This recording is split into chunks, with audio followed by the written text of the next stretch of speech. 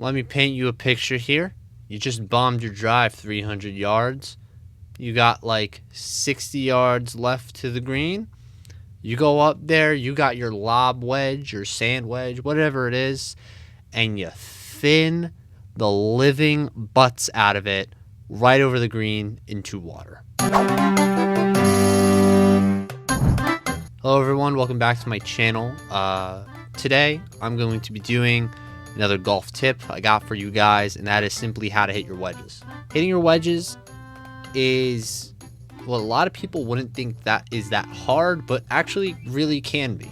The wedges are what controls your short game.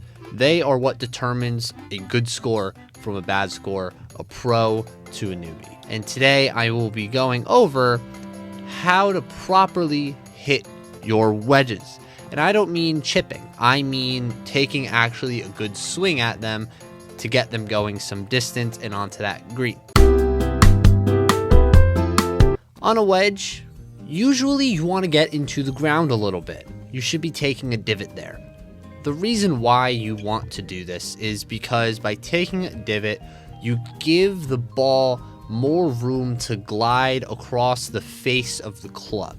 And when you do that, you could put more spin on the ball, and you could also get more of a sweet spot with the contact on the ball and really getting it to go the right distance very consistently. However, you don't want to hit it fat. What you want to do is you want to make sure you hit the ball first. Ball always comes first when hitting wedges. First, you want to hit the ball and then you want to get into the ground. A good way to see this is if you are at a range and you are hitting off of grass, mark up with something like a tee perpendicular to where you're actually aiming. And after hitting the shot, you can then look. The tee will mark where your golf ball is, and then you can see where the actual divot was. Another thing you could do is invest in something like a hitting mat, where it'll actually show you the path of your club, in which you can see where your club should be contacting the ground, usually after you strike the ball. As said, doing this gives it the best amount of spin, and it can hit the sweet spot, making it go the correct distance every single time. So, how do you do that? Actually being able to hit a proper wedge and be able to hit the ball first into the ground is pretty difficult. It's a lot more difficult than it seems. It's not like a normal iron. With normal irons, you can rip through the ball. Even if you get a little bit behind it, hit it a little bit thin, you can rip through it and you can be able to get it close to the same distance.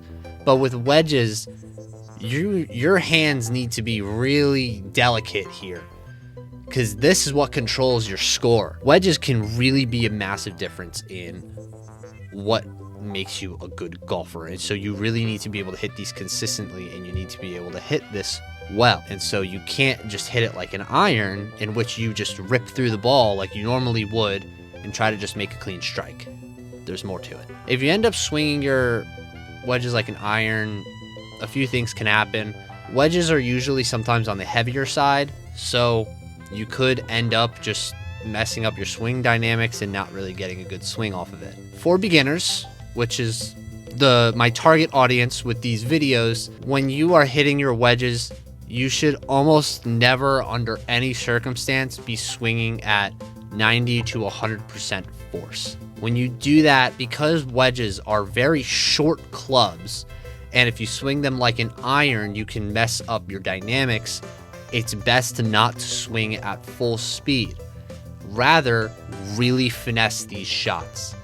If you invest, which I highly recommend you do, investing in a lob wedge, a gap wedge, and a sand wedge, and potentially another wedge like a 48 degree, you have a lot of versatility. Distance is not an issue with your wedges. Your wedges you should not at all be worrying about, oh gosh, I gotta hit this thing far, I'm hitting a wedge.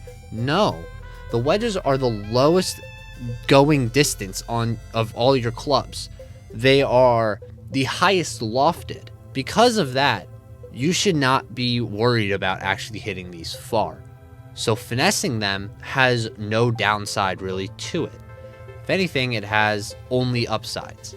because when you focus on finessing your shots, what you end up doing is you end up getting that ground to dirt contact. Actually, how you get that contact, unfortunately, that's not really something I can directly tell you.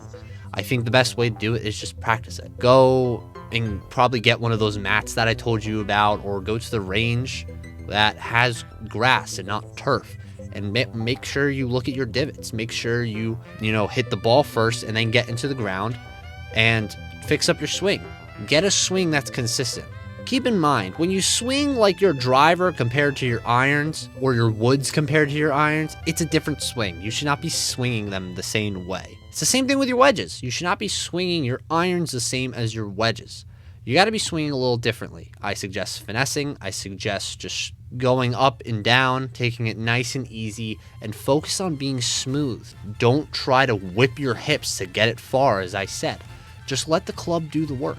That's really all you have to do. I know that sounds very simple and very anticlimactic, but it's really just the truth. There is no really correct way to hit your wedges. There is tells of if you did hit them correctly, but distance is not one of them. It's ground contact. So just simply go out, practice, swing your swing.